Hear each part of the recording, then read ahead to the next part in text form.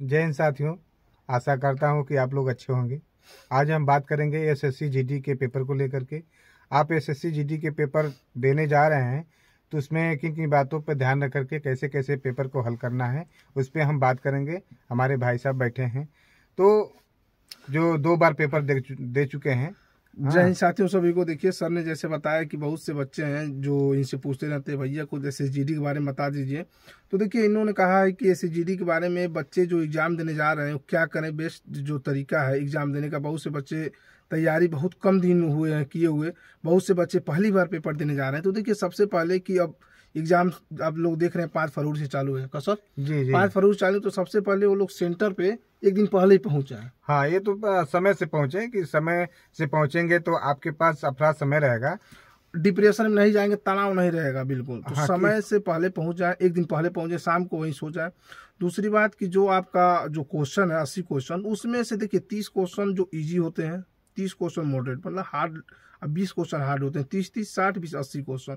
तो आपको ऐसा नहीं है कि जो हार्ड वाला उस पर समय देना, देखिए समय भी बहुत कम रहता है, आप लोग जान ही रहे हैं। तो सबसे पहले आपको ईजी जो क्वेश्चन है उसको कर लेना है, देखना है उसमें कोई गलती ना रहे।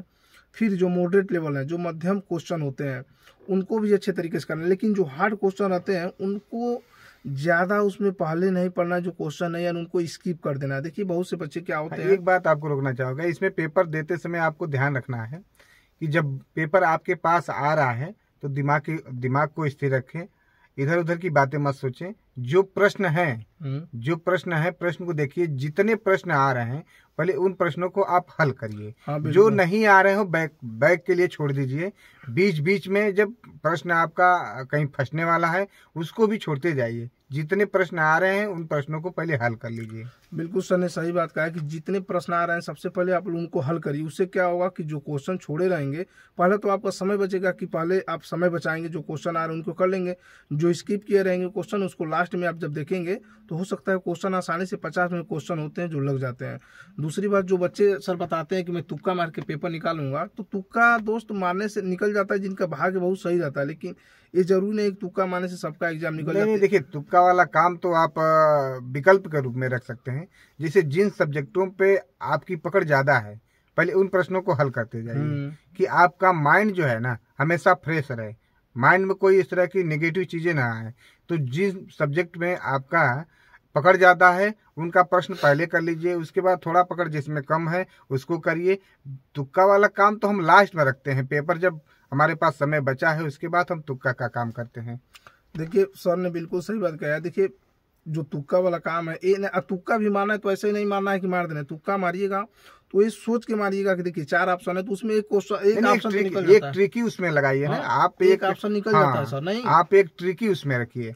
जैसे कभी आप देखे होंगे 4 जो ऑब्जेक्टिव आते हैं किसी भी प्रश्न में, तो 4 ऑब्जेक्टिव में एक प्रश्न, एक जो ऑब्जेक्टिव ऐसा रहेगा आपके पास, ऑटोमेटिक उसको आप छांट सकते हैं, निकाल सकते हैं। बिल्कुल सही। आपके पास बचता है 3। अब 3 में से आपके पास दिमाग लगाना है कि 2 मैच कर रहा है, 3 इससे अलग हटका है, तो उसको भी निकाल दीजिए। अब 2 वाले में आपको दिमाग लगा करके ट्रिकी लगाना है उसमें। सर ने देखिए बिल्कुल अच्छी बात कही है। उन जो बच्चों जो आप वीडियो देखे होंगे, एक बार इनकी बातों को गौर करिएगा कि जिन आपने जो ट्रिक बताया है, आपने जो ट्रिक बताया कि तुक्का कैसे जैसे लगाने का विधि इतना शानदार है कि कोई बताएगा नहीं ऐसे। बहुत से लोग बोलते हैं कि मैं इनका नाम लेके मार दूंगा, मैं बी मार दूंगा, लेकिन बिल्कुल दोस्त ऐसा नहीं करना। तुक्का मारने का कोई बहुत बड़ा साइंस वगैरह नहीं रहता है।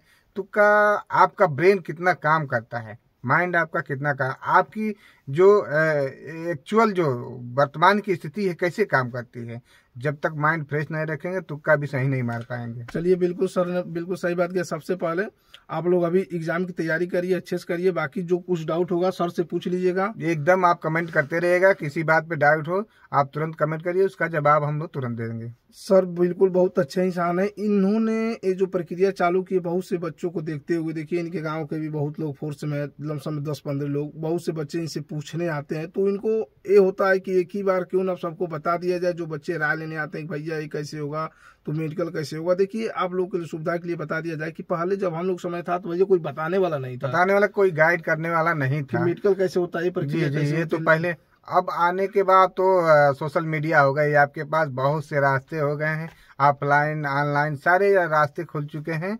और एक चीज ध्यान रखिएगा, जीवन में कभी किसी बात को लेकर के हरासमेंट नहीं होना चाहिए, थकना नहीं चाहिए, अपनी हिम्मत नहीं हारना चाहिए। पेपर है, परीक्षा है, परीक्षा में लोग पास होते हैं, फेल होते हैं, उठते हैं, गिरते हैं, कोई उसी में सेलेक्ट होगा, कुछ कोई नहीं होगा। भर्तियां आती रहेंगी, जब तक आपके पास एज है आप ट्राई करिए, ऊपर वाले आपके सुनेंगे, कहीं ना कहीं आप सिलेक्ट हो जाएंगे। बिल्कुल सही बात। तो इसी के साथ जय हिंद दोस्तों। जय हिंद साथियों। कुछ भी होगा डाउट क्लियर कर लीजिएगा कमेंट सेक्शन में।